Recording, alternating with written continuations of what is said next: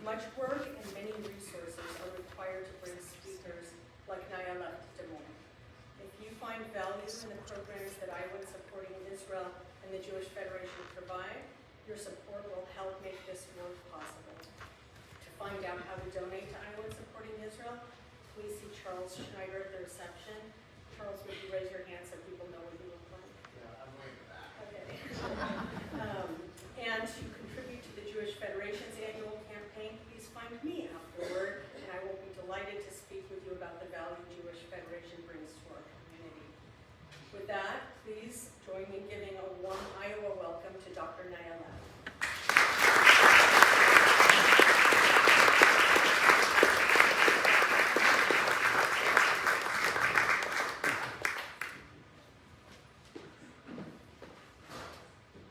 Thank you so very much for having me. I've never been to Iowa. What a beautiful state. A few thank yous. I want to thank the Jewish Federation, Karen, Iowans for Israel. I'm extremely, really honored and privileged to speak with you this evening, where I will talk about decoding anti-Zionism and understanding it as the latest evolution of Jew hatred. But before I begin, being a curious mind, I wanted to know what the history, what is the Jewish history in Des Moines, and I, looked it up, and I found out that the first Jew who arrived.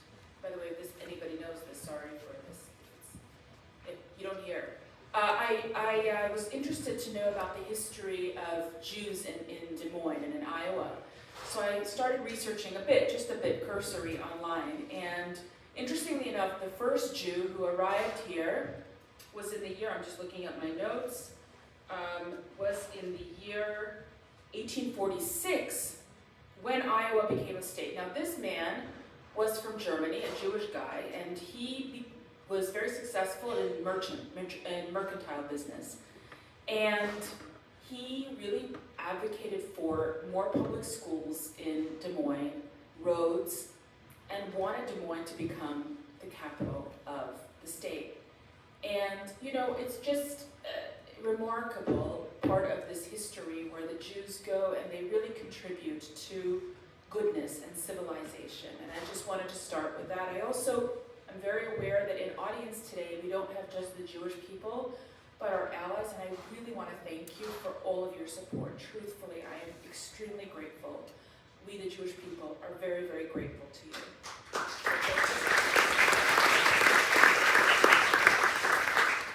So, I'll start with a little personal story. I was born in the former Soviet Union. I arrived to the United States of America as a child, and it's significant because anti-Zionism, as I will show you later this evening, was basically crafted and created by the Soviets to demoralize the West, to subvert America, to subvert American ideals. Like many Soviet Jews who experienced street-level anti-Semitism, we called in Russian the bытовой antisemitism, like everyday anti-Semitism, and the state-sponsored anti-Zionism, which we're going to talk about in length today. And many Soviet Jews, about 2 million, fled the Soviet Union. And when we came to America, we came to California, and I was raised in Southern California, and I really never experienced much bigotry, really, not much at all, until I went to college in the early 2000s, and this is really an inflection point for understanding this new Jew hatred. And it comes as 3 world events really collided, and they were the Durban Conference in South Africa in 2001, 9/11, and the Second Intifada, or the violent uprising against Israelis in Israel. And these 3 events were like a catalyst that galvanized many people, mostly in America, within the universities, to start turning away from Israel and demonizing Israel. And I understood it because of what my parents went through. And I'm standing here, it's the year 2026, and we're at a very critical point right now where, as my co-founder says, we have reached the point where I think civilization in the West has reached genocidal consent, in that people are ready to do away with Israel, the nation state of the Jewish people, the ancestral holy land of the Jewish people. And so how could, for me, this fight against anti-Zionism is not just to save Jews, it's to save America. That's really, it's to save this amazing country from this subversive Marxist campaign. So also we have Russell in the front, who is gonna help me by, I don't have a clicker, so every time I do this, Russell will know to move forward. Okay, so as I do a lot of my work in the classroom, I teach, and a great teacher is very transparent about what he or she wants you to learn. So today we're going to discover something that I developed, which is the 3 eras of Jew hatred that Karen alluded to in the introductory remarks. She also alluded to Jew hatred as a virus, which is something the great Rabbi Jonathan Sachs put forth. We're going to talk about libels and what it means. How do they deliver this virus? They're the delivery mechanism of this virus. And all of this is for us to understand what is anti-Zionism. Now, I gather that the people sitting in this room, I may be wrong, but I gather that all of you know that anti-Zionism is bad. The problem is that it's captured our institutions, our most important institutions, higher learning, K through 12, teachers' unions, now the medical field, Hollywood media. So while we here may know what it is, we need to fight harder against it, because the end is not just with the Jews, it already is subverting America, so that young Americans who buy into anti-Zionism are also self-loathing and believe America is guilty. So, yes, Ross. So when I talk about the phenomenon of Jew hatred, and notice I'm being very intentional with my language, I don't use the word anti-Semitism, and you'll see why. American Jews, by and large, and non-Jews, when they hear the word anti-Semitism, they think of these. They think of the Holocaust. They think of the Heil Hitler salute, swastikas, Jews controlling the world, Jews as vermin and subhuman. And we've inoculated against that form of Jew hatred, which is anti-Semitism. This is a blood libel. Just by a show of hands, how many of you are aware of blood libel? How many of you have ever heard about blood libel? Okay, we'll go into it just briefly. But this is this ancient accusation that Jews hunt non-Jewish, initially Christian children in order to take the blood from them and ritually make matzah out of the blood. Most people on campuses, in the media, where this anti-Zionist capture is located, when they are faced with this type of bigotry, they denounce it. They say, absolutely not. We do not love Nazis. Okay, that's great. So in many ways, how did this happen? It's because the United States of America, especially through many Jewish efforts, through mandated Holocaust education. Holocaust education, in one way, did a great job in explaining to people how demonization of Jews in the era of anti-Semitism led to their extermination. But that is not the way Israel is being demonized today. Israel is not being depicted as subhuman or vermin. That's not the language of Marxism. That's not the language of anti-Zionism. So you could have institutions like universities will issue letters saying we stand against all forms of bigotry, racism, misogyny, anti-Semitism, and they think that's enough. Well, how do they explain, if they're stand against anti-Semitism, how do you explain the surge of Jew hatred on our campuses, the Jew hatred on the streets, right? And so my job is to build off of the great Rabbi Jonathan Sachs. Karen did mention that he liked anti-Semitism or Jew hatred to a virus that has the capability of mutating. Now that's really important. How many, show of hands, how many of you have heard that before? Okay, that's actually great. I'd love to explain this to you. It's not that the Jew changes or mutates. We Jewish people do not change, but it is how we are constructed as villains. That's what changes. And as such, I want to introduce you to the three-era framework. This is built off of Rabbi Jonathan Sacks and his incredible, brilliant work. There are three dominant eras of Jew hatred: anti-Judaism, anti-Semitism, and anti-Zionism. And each one constructs the Jew as a villain, but not any villain, a cosmic villain that stands in the way of what that society deems to be virtuous and moral. So that is what changes how society understands morality, and we are constantly cast as the people who violate moral tenets. So in the era of anti-Judaism, largely this is the Christian era, where morality was understood around Christianity. We were constructed as Christ killers.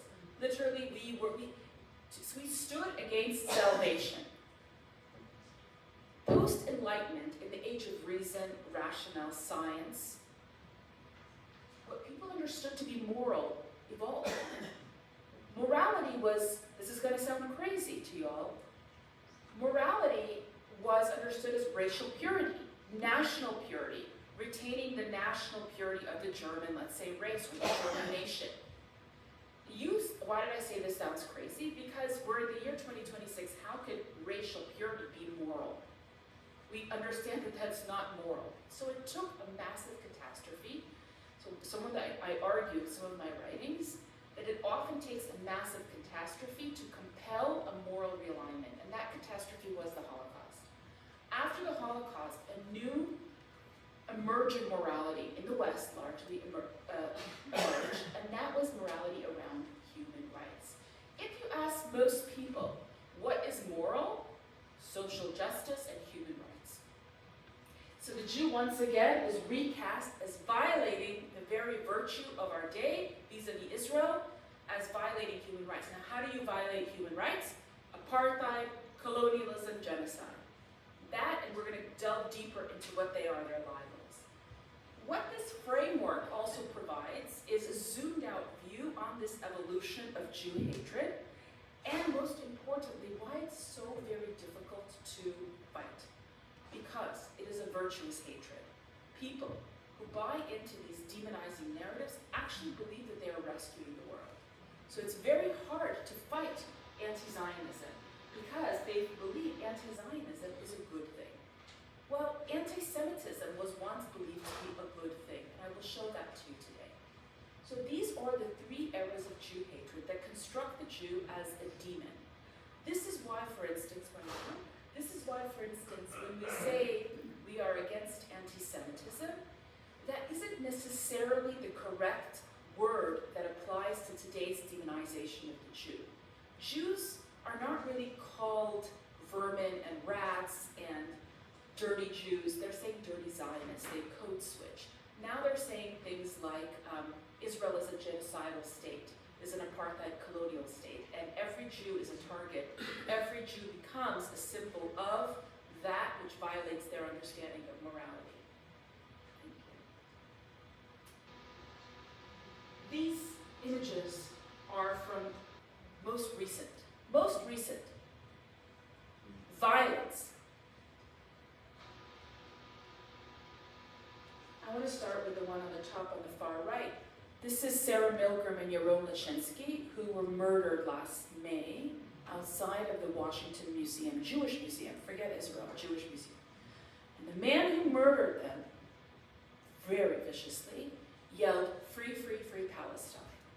And when the police were handcuffing him, he yelled, "I did it for the children, I did it for Gaza." He believes that he's rescuing the world. He sees these as evil avatars in a video game that he must destroy in order to level up.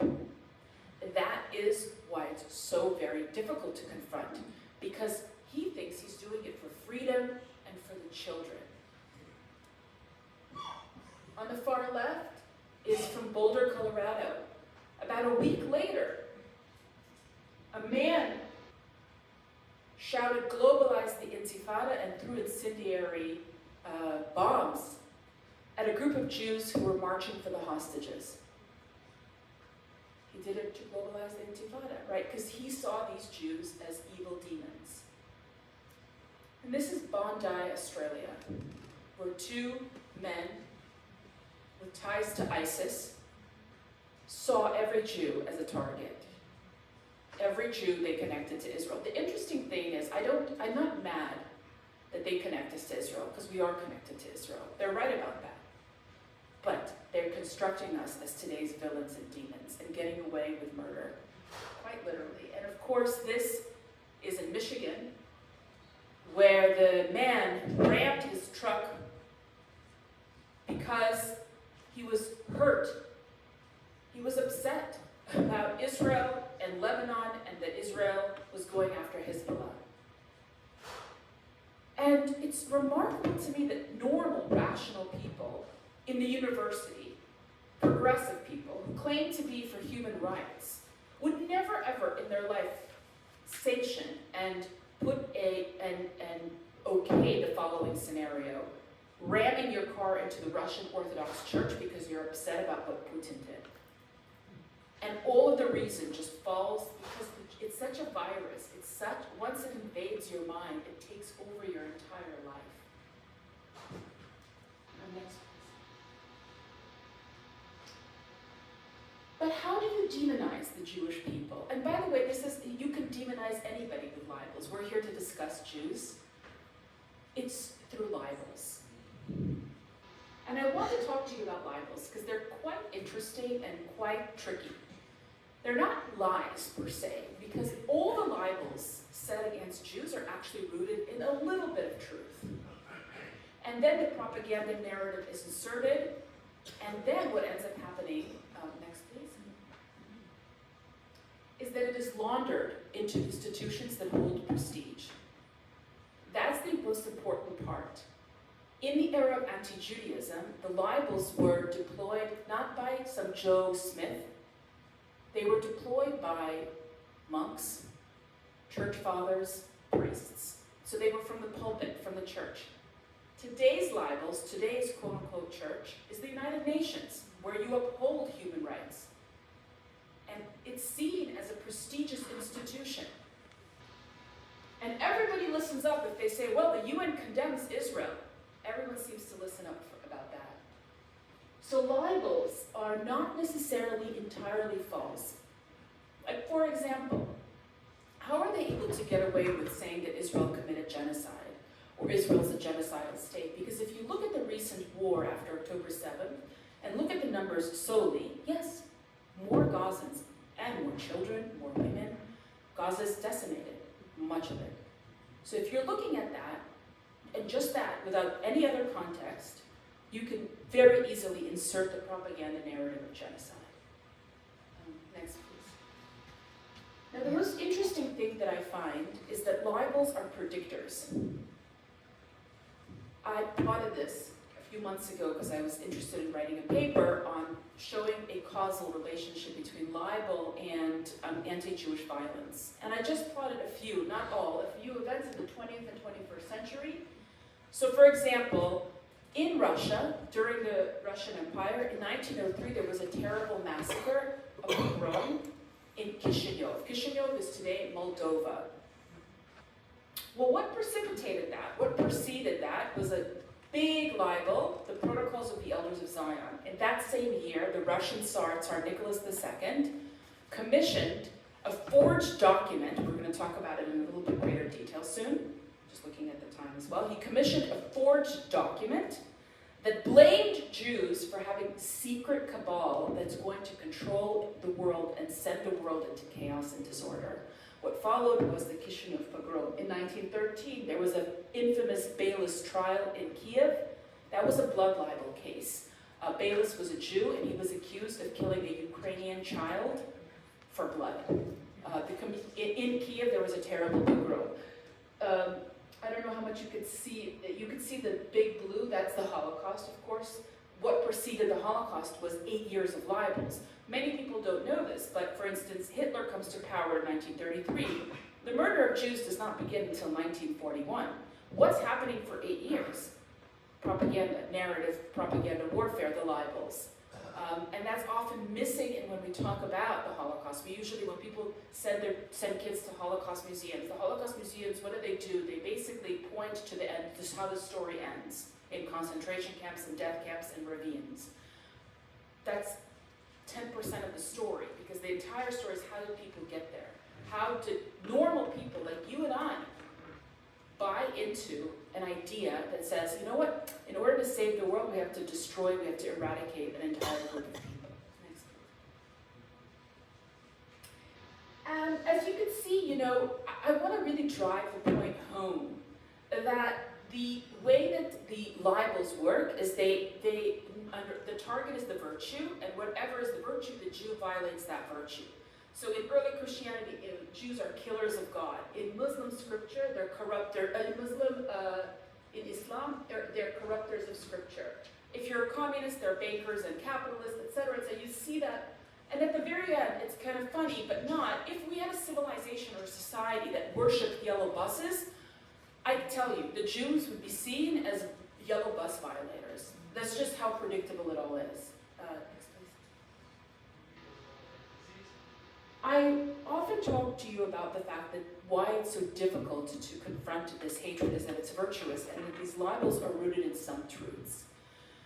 Let's take the anti-Judaism era and the libel that Jews killed Christ, for instance. The reason that exists is Judas was a Jew and he did betray Jesus Christ to the Romans. That is true. But what people who are creating libels do is they take this kernel and they twist it, and then they create an entire narrative with a villain and a victim, and they put a collective moral ugliness on one group of people. Even in the Holocaust, or what led up to the Holocaust, in 1938 there was the Kristallnacht, which was the night of the broken glass in Germany. What led up to that? Well, there was a Jewish guy, a Polish Jewish guy, who at the time, top left, Harold Grinspan, he was living in France and he murdered a German. This German happened to be a semi-important Nazi diplomat, but the German used that as a pretext to say, you see what the Jews are doing? If we don't get them at first, they're going to come and kill us. So you see a small truth. He did kill him. But they used it as pretext to then provide a permission slip or permission structure to do terrible things onto Jews. This one's really hard. This one's probably the most difficult to speak about because Jews have participated in their own demonization and continue to do so. It's very difficult. It's like we're a family and we have some family members who are traumatized, are doing great damage. A lot of times when I go speak, I speak mostly in universities or institutions where more, I would say, progressive audiences, and I'm always met with a bit hostility, and somebody always says, well, anti-Zionism can't possibly be a form of Jew hatred because they're a Jewish anti-Zionists. What are you telling me? They hate themselves? And it's just such a paucity of understanding of Jewish history. In Jewish history, we've had, for instance, I wanted to show you a few examples. I don't know how many of you know this, but in 1923, 1924, a group of German Jews formed the German League, the Jewish German League, and they helped to elect the Nazi Party. Yeah, Jews for Hitler. So I always tell them, these people, the fact that there are Jews who participate in anti-Jewish movements does not negate that the movement is anti-Jewish. Just because Jews participated in helping the Nazis elected, granted, albeit a very small minority of Jews, doesn't negate that Hitler and Nazism was against Jews. We have many examples in history. In the Soviet Union, you had the group called the Yevsektsiya, which was the Jewish section of the Communist Party. They were formed in 1918, 1919. They were very ruthless. They went after Jews in the streets. They accosted them. They beat them. They did terrible things. For instance, they smeared pig fat on Jews' beards, male Jew beards. They beat them up and forced to cut their payas off. This Jews doing to fellow Jews. So the fact that it's really painful, But it shouldn't dissuade people into thinking that a movement is not inherently anti-Jewish just because we have Jews who participate in it. So in the anti-Judaism era, just very briefly, the idea, of course, is that the Jews have two problems. One is they murdered Christ, and the other is that they haven't accepted him. They haven't gotten on that salvation train. So you've got figures like St. Augustine, who initially actually was quite good or benevolent to Jews, and he actually passed forth a witness doctrine, which said, do not harm the Jews. Don't harm the Jews living amongst us, because they are living witnesses of the Jews of the Old Testament. You can treat them kind of like second class, but don't harm them. Next, please. But by the time that somebody like Martin Luther is writing in 1543, he also courted the Jews initially, but the Jews did not follow him. He writes this terrible book on the Jews and their lies. And he turns vehemently against Jews, and unlike St. Augustine, he says, burn the Jews, burn their synagogues, because that is where the devil resides. And interestingly enough, I underlined a few phrases that are important because they reemerge in our era, in today's anti-Zionist era. The Soviets, when they talked about Israel, they always used a snake, the Zionist snake. It's very fascinating how that reemerged. And so the two main libels in that era is the Christ killer libel and the blood libel. Very, very quickly, the blood libel is fantastical. It's a fantasy, and it's remarkable how much people believed it. That Jews are bloodthirsty, that Jews want to kill, and who's the most innocent target but a child? And of course, that libel enrages. It produces rage and wrath against a group of people that you think are doing these evil things on earth. It arose from something true as well. In 1144, a young Christian boy in the town of Norwich, England, went missing. His body was found. He was crucified in a forest. It was terrible, and his blood was drained. Years later, a monk passing through the town of Norwich decides to write a hagiography, which is the genre of the life of saints. And he decides to canonize him, to make him into a saint. And he starts asking a bit of questions, such as, and he arrives at the conclusion that this was the Jews who did it because his family was poor and owed money to another Jewish family because, Jews were in position of money lenders. So you can see how libels, they feed on little bits of truth, and then they are basically the propaganda is inserted. Next, please. Next, please, just for the sake of time. And here we come to a very interesting era, and that is the anti-Semitism era. This is the era of science, reason, rationale. Here Jews are cast once again as violating a virtue of racial purity, national purity. Next, please. But the most interesting, fascinating part has to do with language and the word anti-Semitism itself. The term anti-Semitism was coined in 1878 by a man named Wilhelm Marr, a non-Jewish German. Now, if you're sitting here, as I was years ago when I first learned this, I'm like, that's weird. Why create a word for something that already exists? What's he doing there? He was very, very clever. He distanced himself from Judenhass, from anti-Judaism, for the hatred. He said, I harbor no hatred of the Jew for their religion. No. My issue is with the Jew as a race, as a Semitic tribe, he called.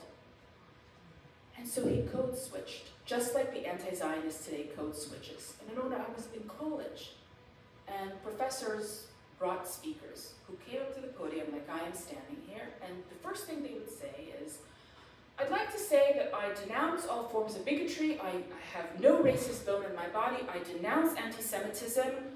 It's a terrible thing. And then they said, I am an anti-Zionist. Now, I'm 19. I have no idea about Wilhelm Marr, but I remember thinking, that's a really strange rhetorical move. Why are you denouncing hatred X and then telling me you're Y? What's going on there, right? If somebody's going to come to the podium to talk about, let's say, misogyny, they're not going to say, I want to first tell you that I'm against all forms of hatred, I am a misogynist, right? No, what's going on there, right? To me, that was already, my antennas were going off. And I didn't know about Wilhelm Marr. What they were doing was what he was doing. And he was very successful because he understood that in order to package this old, ancient hatred, he needed to put a gloss, a veneer, that would be palatable to the people in his time.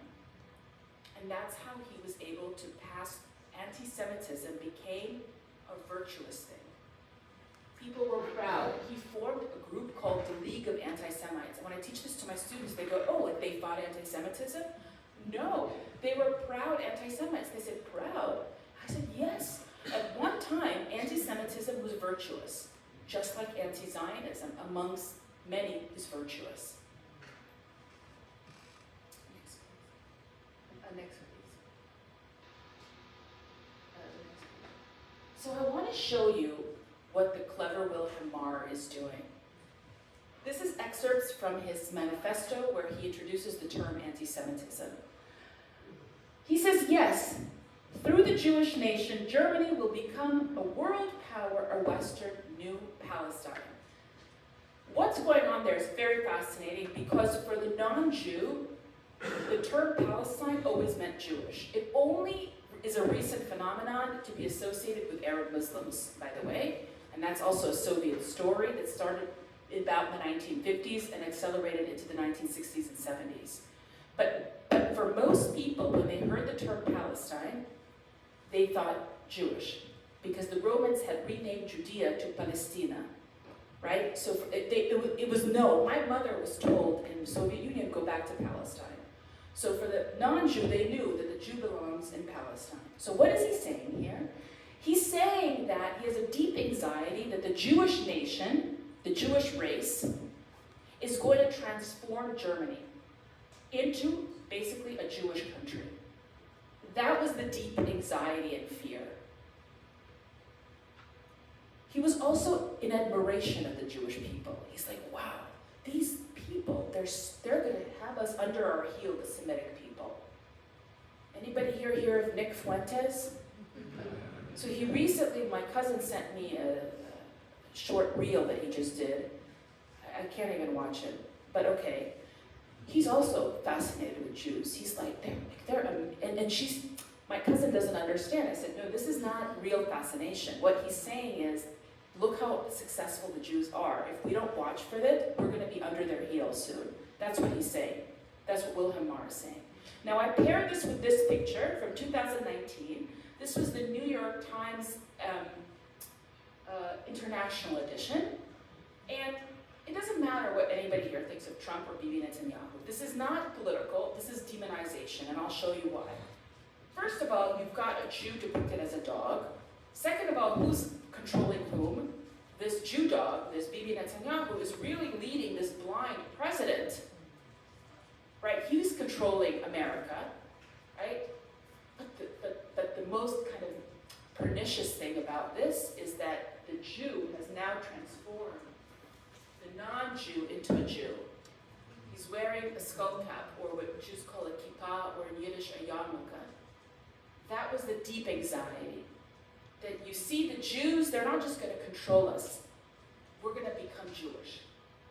So crazy, because Jews actually, I don't know if anybody has ever talked to converts. It's very hard to convert. It's not a proselytizing faith. It actually, you have to deny halachically, so according to the law, if you want to do like Orthodox conversion, you have to be denied 3 times actually. You go through, my good friend went through this, and he was denied 3 times.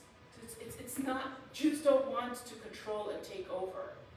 But you see, all these accusations are projections. This, by the way, comes from the Arab world. This is from an Egyptian cartoon that predates, this is from the 1950s, actually. In the 1950s, it wasn't Trump, it was at the time a different prime minister. But you see where this is coming from. It's coming from a part of the world that actually wants to dominate and grow their caliphate. So it's an accusation that's a projection.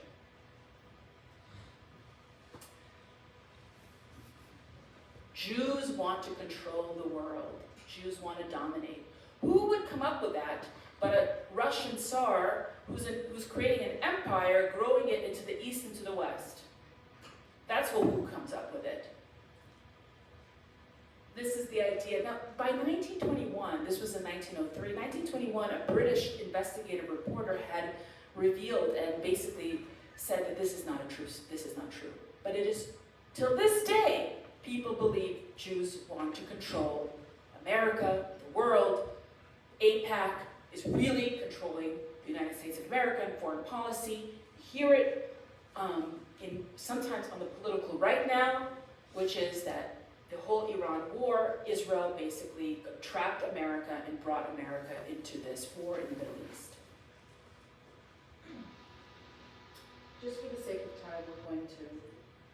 So just to conclude, the libels that delivered this virus in the anti-Semitism era is the race polluter libel, is the world domination libel, the Jews want to take over the world, and it's another one that Jews are, who are they loyal to?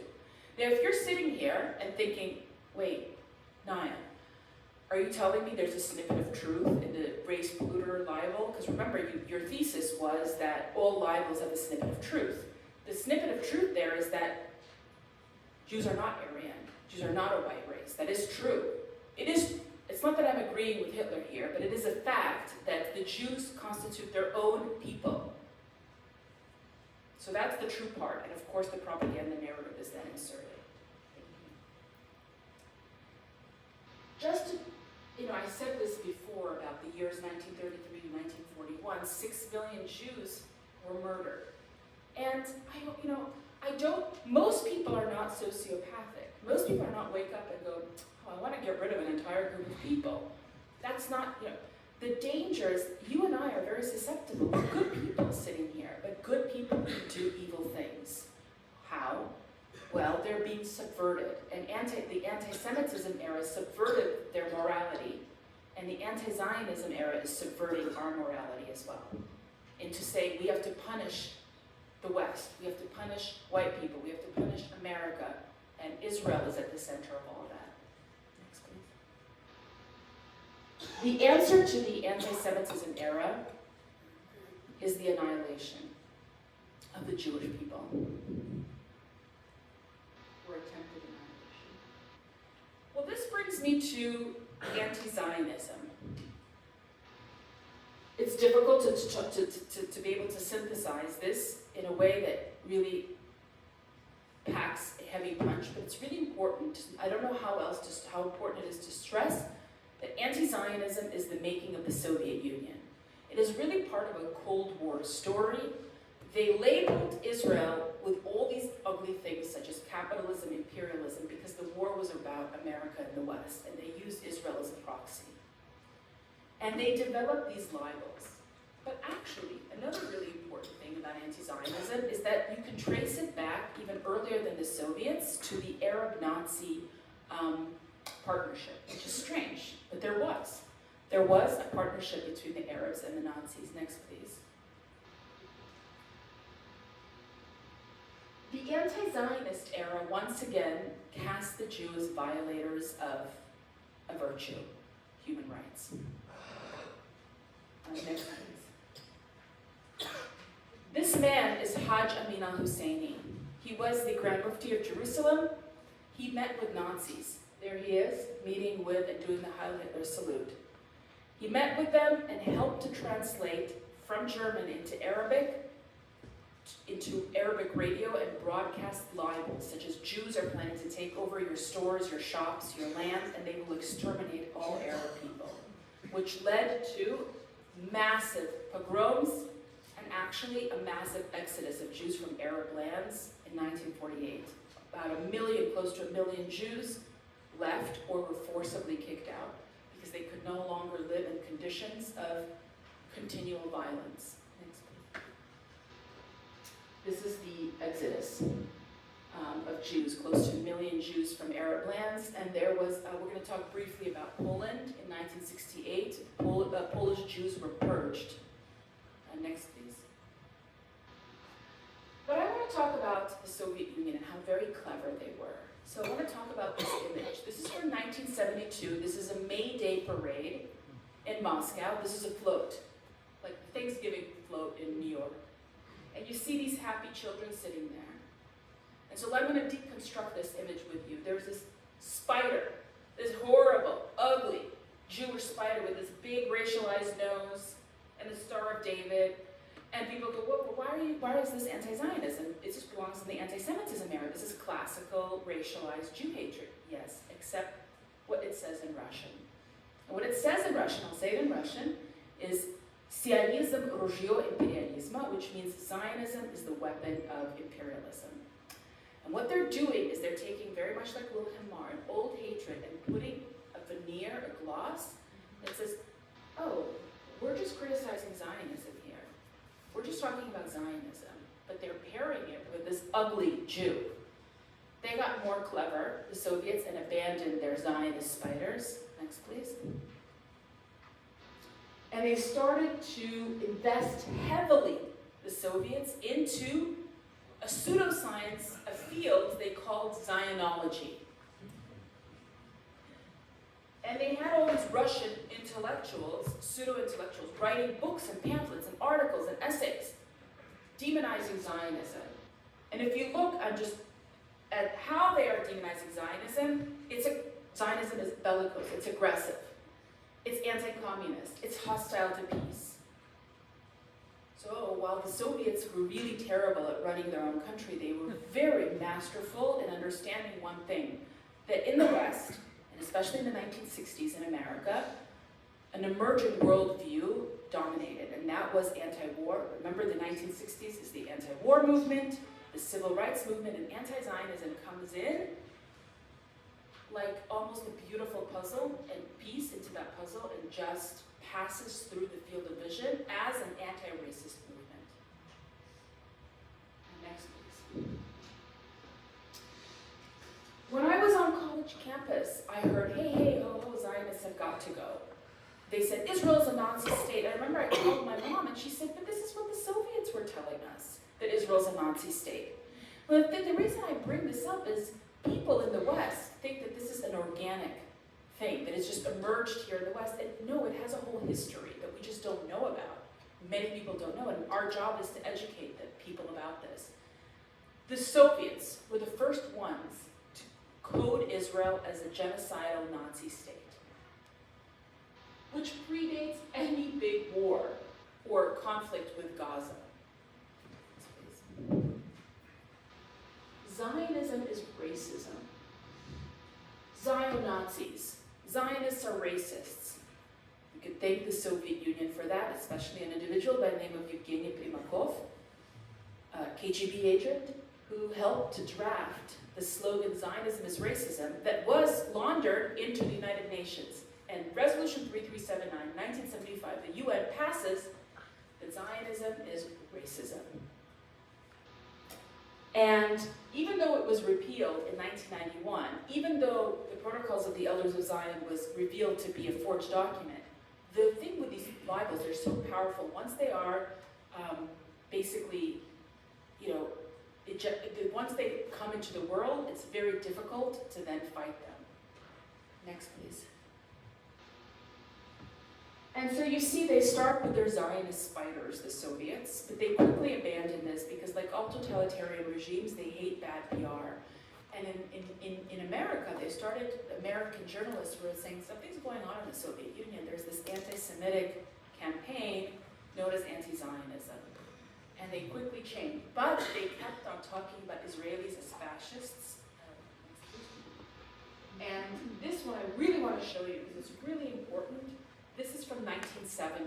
So 1970, you have a poster from the Soviet Union of an Israeli general, and it says in Russian on his helmet, Tel Aviv, and he's holding this bloody axe, and on it says genocide, or genocide, and you've got the phantom of Hitler like clapping, good job, and they're like, you're doing well, my offspring, Israelis, you're the new Nazis. That's what the Soviets did. And the Soviets understood that after World War II, the worst thing to be was a Nazi and a fascist. So how do you demonize, how do you create a successful demonization campaign? You say that Israelis are Nazis.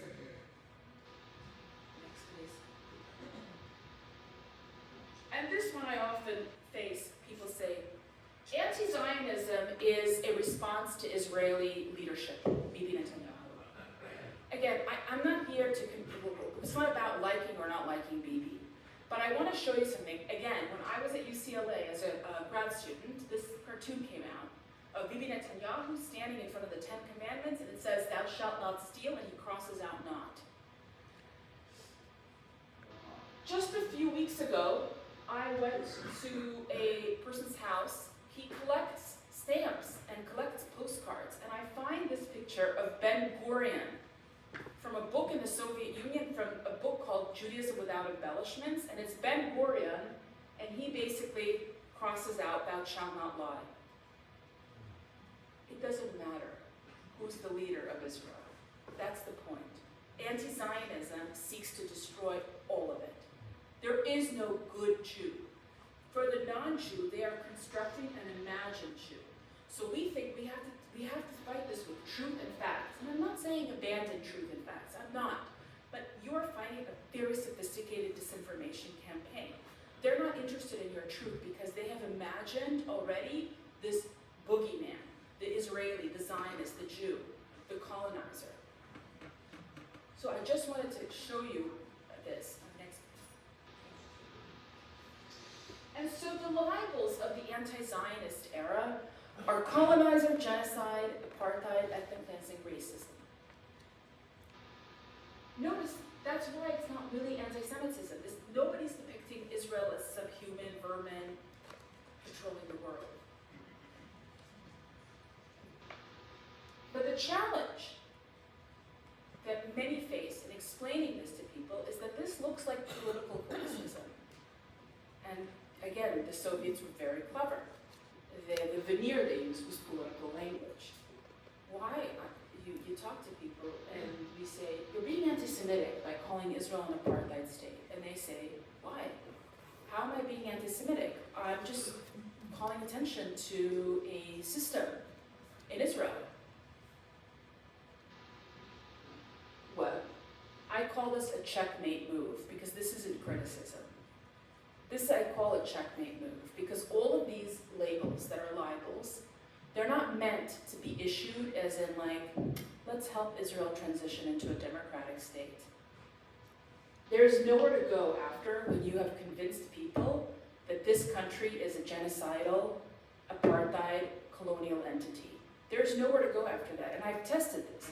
With my students, I often ask, if you knew there was a high school or school where every morning during assembly they did the Heil Hitler salute, and in their curriculum they speak terribly about Jews and other minorities, what do? And they say that school shouldn't exist, the leadership, like, that's obviously. So when you tell me that Israel is all these evil things that violate the virtue of our time, this isn't criticism. This is meant to demonize for the goal of eradicating Israel, exterminating Israel. Next, please. So these libels, we could do this in the anti-Judaism era, anti-Semitism, but I'm here really to discuss anti-Zionism. These libels are like an organism. They have a life supply, oxygen supply. They have a trail of entire history. The colonizer libel, we didn't go too deeply into that, but if you remember, I mentioned the collaboration between the Nazis and the Arabs. That first, the Germans, working with the Arabs, helped to put together this language that was then broadcast into Cairo and Baghdad, that Jews are planning to take over all of Arab lands and colonize Palestine. So it's before even Israel is reestablished. That's kind of telling me everything also about this. Israel doesn't even have a chance to be a country yet, and you have a lot of these libels.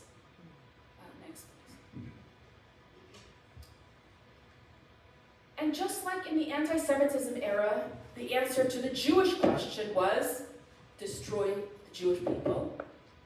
The answer has moved. We've moved from the Jewish question to the Israel question. And they tell you, this is in Spain, a couple weeks ago. Destroy Israel. Are we listening? This is not criticism.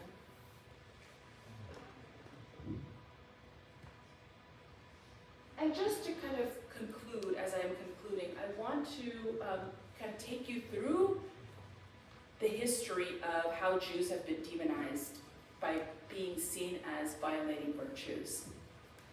Tell me what the worst thing to be, basically, and I'll tell you it's the Jew, depending on what society deems to be the best, and the Jew violates that. Next, please. So if the virtue is Christ, we're Christ killers. If the virtue is innocent children, we are the murderers of innocent children. If the virtue is purity in God, we're the demon and the devil. If the virtue is world order, this is Thomas Hobbes, the social contract. We are basically dominate the world for nefarious means. Just the world will descend into disorder. And if the virtue is indigeneity and decolonization and human rights, well, we're the colonizer. And if the virtue is peace on earth, we're the warmongers. I mean, it sucks, but it's not very uplifting, I understand. Next, please. And if the virtue is these human rights and justice, we violate that. And so you see this woman right there? This is from London in last year, or perhaps 2 years ago. She's standing at this anti-Zionist gathering, and she says, "Keep the world clean." And I gather this young woman didn't grow up to be a bigot. How did she become this way? What happened to her that she thinks that in order to reach salvation, you have to get rid of Israel? And it tells me everything, because if you just remove those two blue lines and just keep the Jewish star, she could definitely be in a Nazi, in the anti-Semitism era, which is keep the world clean of the dirty Jew, keep the world clean of the dirty Israel. It's just, yes, next. And so these accusations, they're very serious. They're libels. Because you ultimately convince a population that there are these group of people who are evil, illegitimate, and untrustworthy. And there's only one way, there's only one answer to this, and the answer, one more please, is that you have to deny their right to exist. That's just how it works. Next, please. This was in another gathering, also in London. Keep the world clean. I guess it was a trending poster or meme. Next, please. And so yes, as I say, we've moved from the Jewish question to the Israel question, where the answer is destroy, annihilate, exterminate Israel. Next, please. And so in conclusion, I return back to that three-era framework in the goal of showing you, I don't know you all personally, I don't know with whom you speak, and I'm not here to police anybody's speech. That's something I desperately believe in freedom of speech, something I care very deeply about. But I also believe that if this is a virus, and these are the three strains, and if we are discussing the demonization of Jews vis-a-vis Israel, and we say the word anti-Semitism, we confuse people. Because that's not the way Israel is being demonized today. Or the Jews, rather, are not being demonized this way. Next, please. Just for the sake of time. I want to end with Poland, 1968. In Poland in 1968, there was a massive purge of Jews. And what it says in Polish is Sionisty do Izraela, which is Zionists go to Israel. Go. And workers will not forgive provocateurs and troublemakers. So Zionists stand in the way of workers' rights.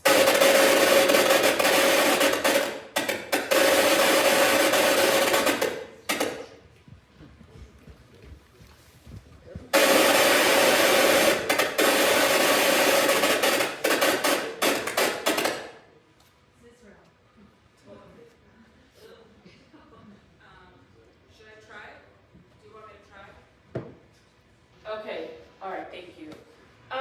The reason I want to conclude with Poland, it's a very instructive case study, is that in 1968 in Poland there were laws that said you cannot be hostile or bigoted against people based on their religion, ethnicity, national origin. So how do you do that? How does it happen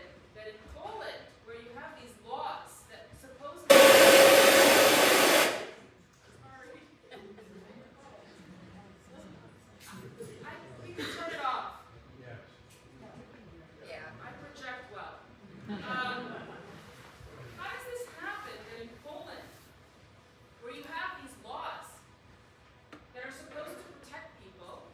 How do you explain the purging of Jews? How do you explain that our universities that issue letters that they're against all forms of intolerance and bigotry, Jews are being harassed and hunted? Well, they're code switching.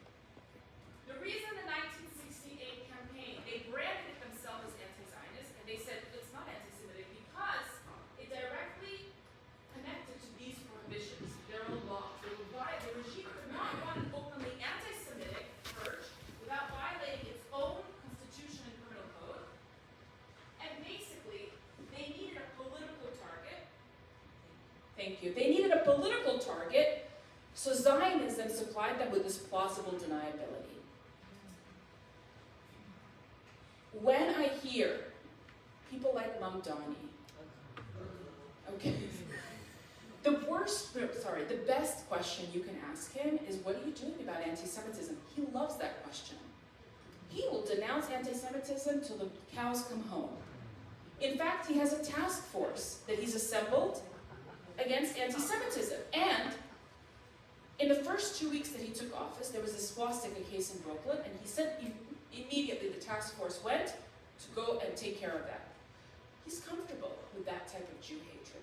The question that needs to be asked is, what are you doing about anti-Zionism? Why are you an anti-Zionist? Why are you a bigot? But we are not, we need to train even our journalists to change their language. Next, please.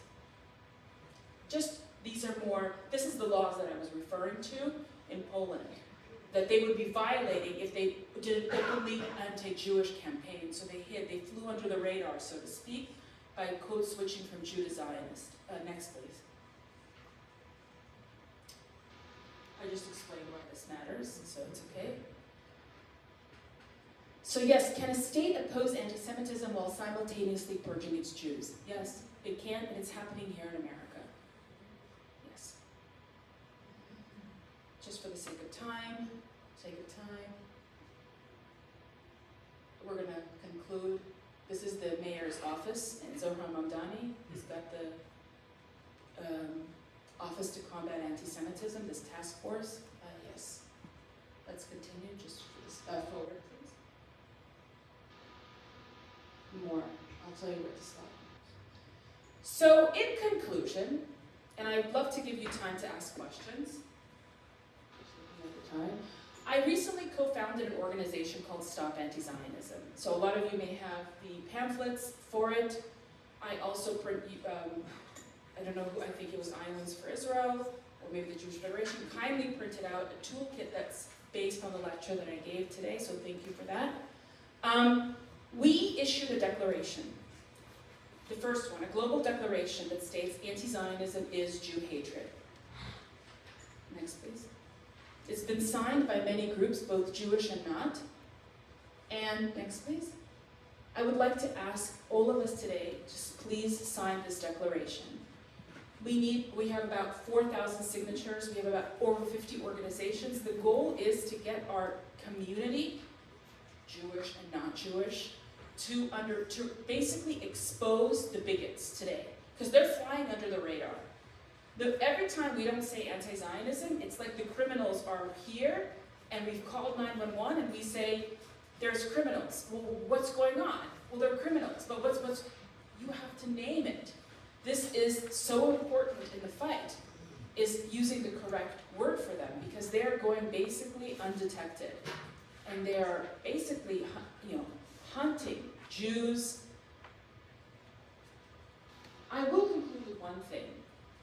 I will tell you this, I firmly believe, after reading much of Rabbi Jonathan Sachs, much of Robert Listrich, much of listening to my parents, the fact that I've come here to this amazing country, Jew hatred is not about Jews. It really isn't. We're the target, but it has very little to do with us. It is a civilizational problem. Where there's Jew hatred, something much deeper is going on, and so I'm not asking, oh, please save us, please save the Jewish people. I'm actually saying, save this country, save goodness, save what is good, because the Jew often is that canary in the coal mine, as you know. And anti-Semitism and anti-Zionism or anti-Judaism is that canary in the coal mine. Wherever Jew hatred kind of is a symptom. It's a symptom of deeper problems. Rabbi Jonathan Sachs, I'm reading his book right now, so I'm filled with a lot of his wisdom, said, anti-Semitism is not about Jews. Anti-Semitism tells us nothing about the Jews, but everything about the Jew hater. I completely agree with that. I also believe that wherever societies that become obsessed with Jews, they collapse. And I don't want this to happen to America. I really don't want this to happen to America. I'm very deeply concerned. I've been ringing these alarm bells for a very long time. It's not an accident that anti-Semitism and anti-Zionism are bedfellows with people who also hate America. It's not an accident. There's a reason for it. So thank you so much for your attention, for your hearts and minds, and anybody who has any questions, we have some questions. I don't know how you want to do that. Do you want to walk around with a mic? So,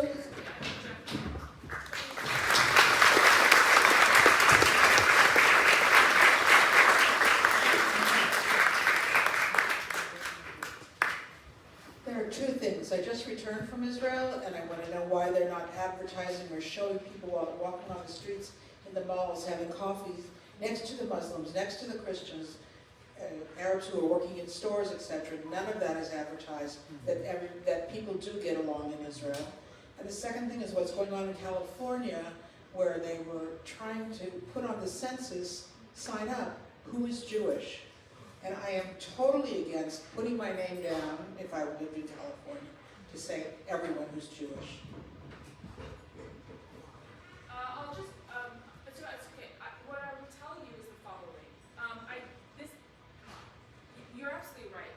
If anybody goes to Israel, you will see, actually, in the Middle East, it's this oasis of true diversity. It really is. In this Middle East, where 22 Arab countries, where there's, how many, let me ask you a question. How many mosques are there in Israel? Does anybody know? Over 300. How many churches, how many synagogues are there in Syria, in Iraq? Okay, we know the answers to these questions. But here's what I'm telling you. For many, many years, I thought that to fight this war, I have to tell them the truth about Israel. Take them to Israel. Show them. And I myself, being from the former Soviet Union, didn't understand how sophisticated of this propaganda is, because they are not invested in true Jews or true Israel. They've created an entire villain story, so you coming to them and telling them the truth, they will tell you, know what they'll tell you? That's a Zionist talking point. Of course you're going to say that. You're trying to cover up for genocide. You're pinkwashing everything. That is what you're going to be told, even though you're telling the truth. So we have to be smarter. We have to be much smarter in how we combat this. Again, because it's not just about the Jews, it's coming for us in America too. About California, I do not know. I don't know that, but I hear you. I'm not aware of that. After we can talk, you can tell me more. That was just last week. Interesting. Yes. Here you mentioned hostility when you're speaking at colleges. Which colleges did you confront the most hostility and which the least? Did anybody invite you and then rescind the invitation?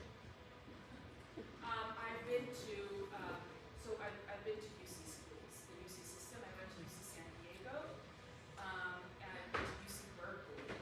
And interestingly enough, I was supposed to go and speak at Hillel, and Hillel didn't want me to come. So I had to change locations. UC Berkeley. And I'm coming back in the fall again to UC San Diego, but they're already trying to cancel me from what I understand.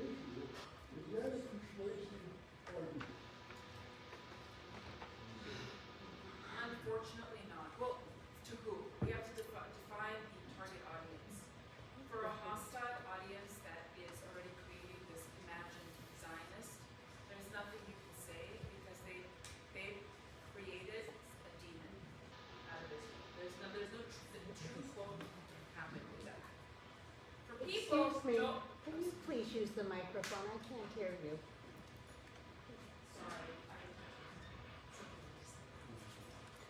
So Bud asked the question about all the life-saving, all the technology, all the amazing things that Israel has given to the world, and there are bases, American bases in the Negev. As I travel the country, and I'm going to be going to Australia to speak there, he's asking me, is it worthwhile to mention or place quite a lot of emphasis on all the good that the Zionist state Israel is doing? And my answer is, it always depends on an audience. When I'm speaking with people who've made up their minds about Jews and Zionists, it doesn't work. For people, maybe it works, maybe it doesn't. But I'm gonna say something that may be a little radical, okay? For many, many years, we Jewish people thought that we have to get everyone to support Israel and to love the Jewish people and to accept us. And we asked them for that. Be a Zionist, be pro-Israel. When the ask should be actually reject the demonization of Israel. So you see the strategies are very different. Support Israel suggests, let me tell you all the wonderful things about Israel. Denounce anti-Zionism as a bigoted anti-Jewish movement. I don't need to tell you anything about Zionism. And I'll tell you something more, Bud. The word anti-Zionism, do you notice that I'm spelling it without a hyphen? And some people are like, why are you doing that? What's going on there? Well, I have actually come to the conclusion that Zionism has nothing really to do with anti-Zionism. I don't need to define, because it's a totalizing, it's not opposition to Zionism, it's demonization of Zionism. I don't need to define to anyone what a Semite is in order for you to know what anti-Semitism is, correct? So a big mistake that we Jews make, I believe, is that we want to be loved, and we want to be accepted, and we want to tell, look, we're good. We don't have horns, and we're doing so many good things for the world. And we're just trying to tell the story of the good things that we do. Unfortunately, in many circles where anti-Zionism is festering, which is mostly progressive, it's more on the left, it comes from a leftist state, they don't hear that.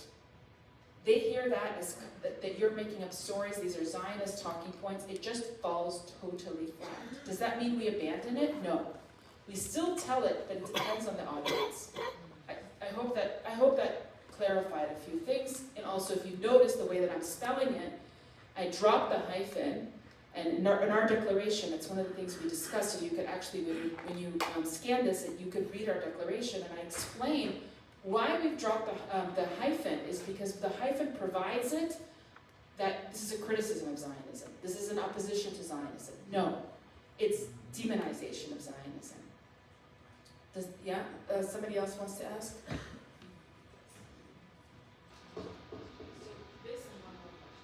So let's take two more questions if that's okay. There's also a gentleman in the back, who's very eager. Correct. But you call this Christian. Thank you.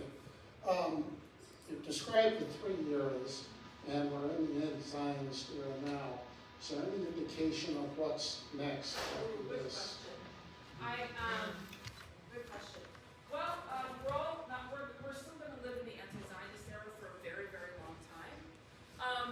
But one of my students once said to me, according to your framework, if we can predict what Jew hatred could look like if we know what the virtue will be. I'm not a seer, I'm not a prophet, but if I had to guess, I think it's going to be around AI and humans. Who are true humans? And Jews are going to be, this is my belief, hunch. Studying this, the Jews will be seen as anti-human and not human, and as the ones controlling the bots. That's what I see would be emerging. But I'm not sure.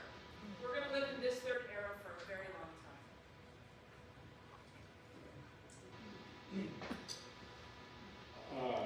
I am a conservative Christian political activist, and I'm aggressively pro-Zionist. I've lost friends because of the issue. I don't just love the Jews in Israel. I came back from Israel. I have to have notes because I'm a little nervous. This is my first time being at the Jewish Federation, and I was supporting I've loved you people from afar for a long time, by the way. So I love your lecture. I adore Israel and I adore the Jews. And I do plan to sign your petition. I want everyone to know here that I supported Mike Huckabee. I spent time with him. I've been with Sarah. And I am absolutely the Christian evangelical type. And I want to have a comment and question. So the secret in Iowa, and I don't know, you see from both coasts, is the presidential candidates come through. And from the GOP side, I've been elected in my county twice for Senate committee. And we, in our platform, we have, you must be, if you want to be Iowan or Christian or conservative in Iowa, you've got to be pro-Israel.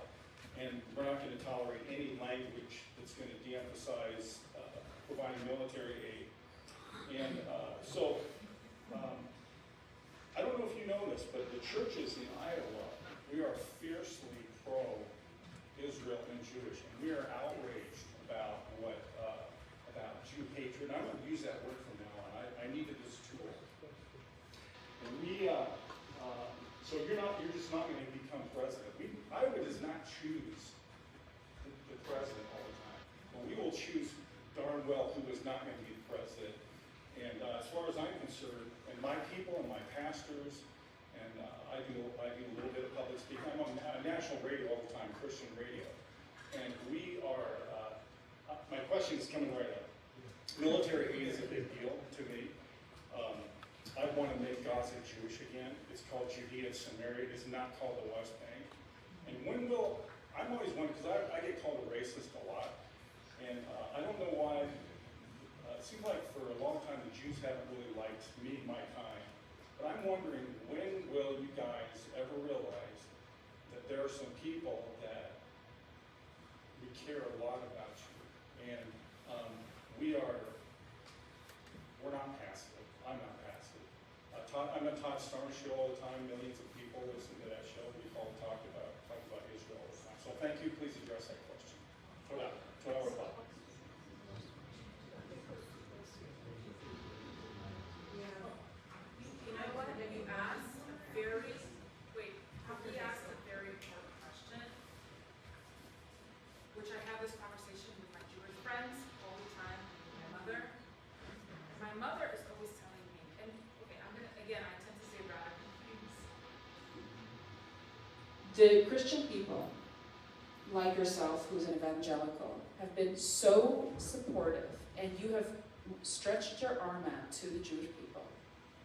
And I'm very upset with the Jewish people, because how long can an outstretched arm be that way and not be taken? I am very upset with some of my Jewish brothers and sisters who don't, as you said, when are you boys going to realize that we want to help? And I am also trying to work with the Jewish community to make them understand that we have a big problem. Jewish people, I'll be very, very frank with you. I think that within many Jewish people, they are concerned that it's not because there's true love for Jews, but that it's to use the Jews to bring about Christ. And I fight against that, by the way. I stand with you. And I say, no, you have to understand, people like Mike Huckabee cite the verse, those who bless the Jews, Israel will be blessed. That is what's going on. It's a deep love for the Jewish people. And I'm actually trying to work, sir, within the Jewish community to get them to understand. Because my mother tells me, she's a very wise woman, she says, Naya, you need to work with the Jews to make them see that the Christians are allies and friends. And I agree with you entirely. So I am trying to do that work. So thank you. I'm serious. Thank you.